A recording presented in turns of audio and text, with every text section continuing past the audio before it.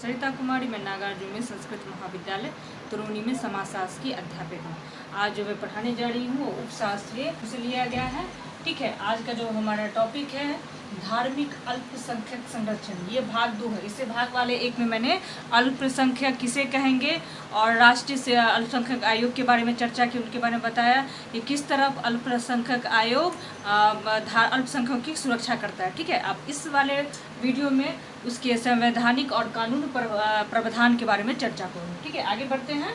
पहले क्या है अल्पसंख्यक का निर्धारण। अब हम जो अल्पसंख्यक किसे कहेंगे उसका निर्धारण कैसे करेंगे उसके बारे में जानेंगे। इसके क्या है, क्या कहा गया है, भाषाई अल्पसंख्यक की पहचान सरकार राज्यवार की जाती है। यहाँ कहते हैं भाषाई, यानी भाषा के आधार पर अल्पसंख्यक जो होते हैं, जो जैसे पारसी का बोली, बौद्धिस्ट जो होते हैं, या जो भाषा के आधार पर जो होता है, क्या कहा गया कि भाषाई अल्पसंख्यक की पहचान सरकार राज्यवार की जाती है, यानी राज्य में जितने भी हैं उनके द्वारा की जाती है। ठीक है, इसका निर्धारण यानी भाषाई अल्पसंख्यक का निर्धारण राज्य सरकार द्वारा की जाती है।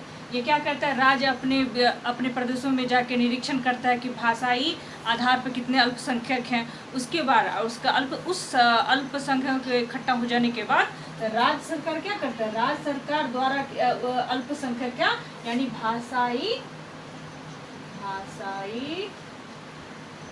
अल्पसंख्यक का निर्धारण क्या करता है, भाषाई अल्पसंख्यक सरकार राज्यवार की जाती है और इसका निर्धारण राज्य सरकार के द्वारा किया जाता है। क्या हुआ, भाषाई अल्पसंख्यक का निर्धारण राज्य सरकार द्वारा किया जाता है। ठीक है, जबकि धार्मिक अल्पसंख्यक का निर्धारण क्या, अब क्या कहा इन्होंने, धार्मिक अल्पसंख्यक, यहाँ क्या कहा गया है, धार्मिक अल्पसंख्यक क्या क्या इसका आधार क्या कहा गया है, यहाँ क्या है, सरकार द्वारा किया जाता है। जबकि धार्मिक अल्पसंख्यक का निर्धारण केंद्र सरकार करती है। यानी ये तो हो गया भाषाई आधार पर जितने भी अल्पसंख्यक का निर्धारण जो करते हैं वो राज्य के द्वारा निर्धारित होती है। लेकिन अगर अल्पसंख्यक धार्मिक आधार पर किया जाता है, उनका निर्धारण जो अल्पसंख्यक कहा जाता है किसके आधार पर होता है, केंद्र के आधार। ठीक है, समझ गए होंगे आप लोग। अब क्या है भाषाई अल्पसंख्यक, अब ये भाषाई आपको समझ गए, भाषाई अल्पसंख्यक क्या है। अब भाषाई अल्पसंख्यक किसे कहेंगे, क्या भाषाई अल्पसंख्यक किसे कहेंगे, क्या कहा गया है, भाषाई अल्पसंख्यक के तहत ऐसे लोग आते हैं जिनकी मातृभाषा राज्य या राज्य के अधिकांश हिस्से से अलग हो। यहाँ कहा गया ऐसे लोग आते हैं जिनकी मातृभाषा, वो जो भाषा बोलते हैं, जो उनकी भाषा होती है राज्य या राज्य के अधिकांश हिस्से में, जो राज्य से मान लीजिए बिहार एक राज्य है, उसके अधिकांश हिस्से में या तो थोड़ी या तो अधिकांश हिस्से में उस भाषा को बोली जाती है। क्या हो गया, ये हो गया आपका भाषाई अल्पसंख्यक। समझ गए होंगे आप लोग क्या है अल्पसंख्यक का निर्धारण और भाषाई अल्पसंख्यक किसे कहें। अब आगे बढ़ते हैं, क्या है संवैधानिक अधिकार और सुरक्षा का उपाय, यानी अल्पसंख्यक आयोग जो निर्धारित करते हैं अल्पसंख्यकों को संवैधानिक अधिकार और सुरक्षा का उपाय के बारे में चर्चा में क्या कहा गया है, केंद्र सरकार ने राष्ट्रीय, क्या कहा, केंद्र सरकार ने राष्ट्रीय अल्पसंख्यक आयोग अधिनियम, यहाँ क्या गया अधिनियम, ठीक है, अधिनियम 1992 के तहत क्या कहा गया है, केंद्र सरकार ने राष्ट्रीय अल्पसंख्यक आयोग अधिनियम 1992 के तहत राष्ट्रीय अल्पसंख्यक आयोग यानी राष्ट्रीय अल्पसंख्यक आयोग की स्थापना, जिसे शॉर्ट फॉर्म में NCW की स्थापना कहा जाता है, इसकी स्थापना की। ठीक है, समझ गए। आगे बढ़ते हैं,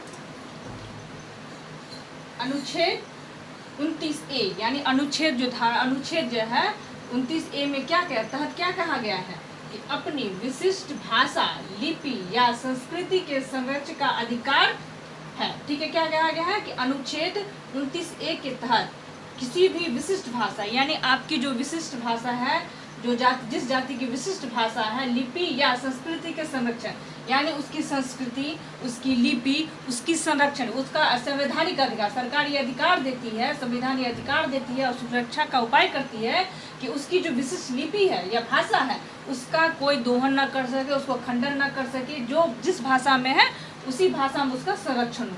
ठीक है, आगे बढ़ते हैं। अब क्या है अनुच्छेद 29(2), यहाँ क्या गया अनुच्छेद 29(2) के तहत राज्य द्वारा पोषित किसी भी शैक्षिक संस्था, राज्य द्वारा पोषित का मतलब कि राज्य जो उसको वित्तीय प्रदान करती है, कोई भी सरकारी संस्था हो, स्कूल हो, कॉलेज, शैक्षिक संस्था जो होते हैं जो राज्य द्वारा पोषित, राज्य द्वारा पैसा दिया जाता है, शैक्षणिक राज्य के केवल इस आधार पर प्रवेश देने के लिए मना नहीं किया जा सकता है कि अमुक व्यक्ति किसी जाति का, मान लीजिए राज्य सरकार के द्वारा कोई भी शिक्षक संस्थान पैसा देती है या मिलता है उसको पैसा, तो वो इस आधार पर नहीं कर सकता है उसकी कि किसी लोग को, व्यक्ति को, कि भाई अमुक इस जाति का है, अमुक इस राज जाति का, इन्हीं जाति का, या विशेष किसी का भी हो, जुड़ाव रखता हो, उसका हम उसमें एडमिशन नहीं करेंगे या उसका शैक्षिक कार्य उसमें नहीं कर देंगे।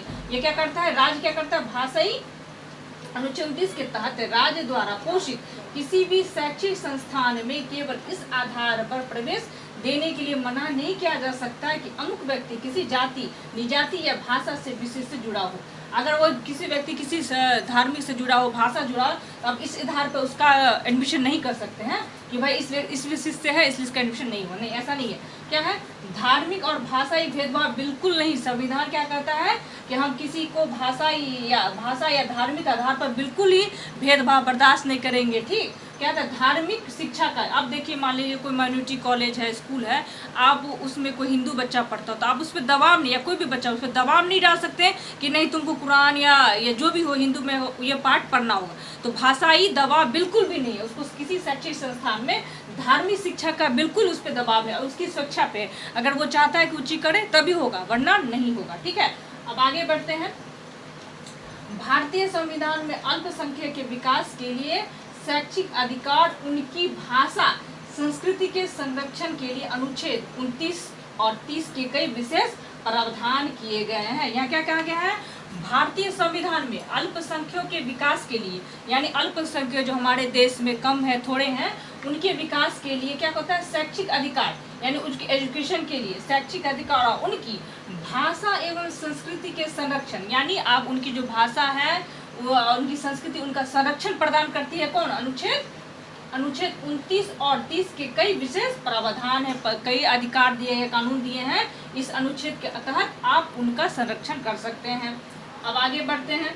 देश के हर इलाके में रह रहे सभी अल्पसंख्यक को उनकी भाषा, लिपि तथा संस्कृति की संरक्षण का अधिकार है। हम किसी के देश इलाके में चले, किसी देश के इलाके में चले जाए तो सभी जितनी भी अल्पसंख्यक है उनकी भाषा तथा संस्कृति का संरक्षण अधिकार, यानी उसकी जो भाषा, उसकी संस्कृति जो उस संरक्षण का अधिकार क्या देता है, आपको संवैधानिक अधिकार केंद्र सरकार प्रदान करते, हमारा संविधान प्रदान करता है। ठीक है, लास्ट है क्या है, संविधान ऐसा निर्देश भी जारी किया करता है कि देश में ऐसी कोई भी कानून क्या है कि कानून नहीं बनाए जाएंगे जिससे इन अल्पसंख्यकों की संस्कृति, भाषा, लिपि का शोषण हो सके। यहाँ कहा कि संविधान में ऐसा कोई भी निर्देश जारी नहीं करता। संविधान जो हमारा भारत का संविधान है वो एक भी निर्देश जारी नहीं करता कि देश में ऐसी कोई भी कानून बने या नीति पारित हो जिसमें यह बात लिखा हो कि इन अल्पसंख्यकों की संस्कृति, भाषा का शोषण हो।